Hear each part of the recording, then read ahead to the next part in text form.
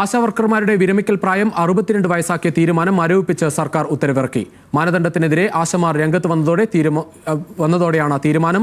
വിരമിക്കൽ ആനുകൂല്യം 5 ലക്ഷം എന്നതും ഓണറേറിയം വർദ്ധിപ്പിക്കലും അംഗീകരിച്ചില്ല. വിവരങ്ങളുമായി തിരുവനന്തപുരത്ത് നിന്ന് മീര മനോഹരൻ ചേരുകയാണ്. മീര, എന്തായാലും സമരം തുടരുമ്പോൾ ഏറ്റവും ഒടുവിൽ ഒരു കാര്യം കൂടി ആശമാർ ഉന്നയിച്ച ഒരു കാര്യം കൂടി സർക്കാർ അംഗീകരിക്കുകയാണ്. പക്ഷേ ഇപ്പോഴും ഓണറേറിയം വർദ്ധിപ്പിക്കൽ അടക്കമുള്ള പ്രധാന കാര്യങ്ങളിലേക്ക് സർക്കാർ കടന്നിട്ടില്ല.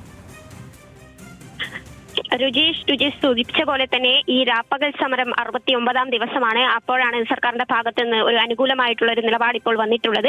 ആശാ വർക്കർമാരുടെ വിരമിക്കൽ പ്രായം 62 വയസ്സാക്കിയ ആ തീരുമാനമാണ് ഇപ്പോൾ മരവിപ്പിച്ചിരിക്കുന്നത്. ഇതുമായി ബന്ധപ്പെട്ടുകൊണ്ട് സർക്കാർ ഉത്തരവിറക്കി കഴിഞ്ഞു.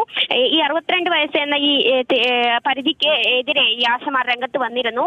മന്ത്രിതല ചർച്ചയിൽ ഉൾപ്പെടെ ഈ ആവശ്യങ്ങൾ ഉൾപ്പെടെ ഈ ആശമാർ ചർച്ചയിൽ വെച്ചിരുന്നു.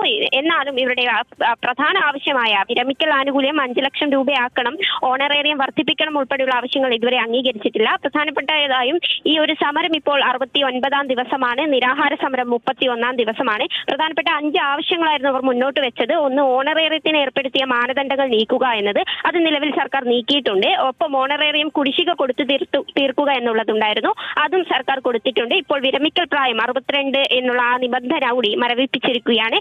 എന്നാലും ഈ വിരമിക്കൽ ആനുകൂല്യം നൽകുക, ഒപ്പം ഓണറേറിയം വർദ്ധിപ്പിക്കുക തുടങ്ങിയ 2 ആവശ്യങ്ങൾ കൂടി ഇപ്പോൾ നിലവിൽ ഇനിയും സമരക്കാർ ആവശ്യപ്പെടുന്നുണ്ട്. രുചീഷ്.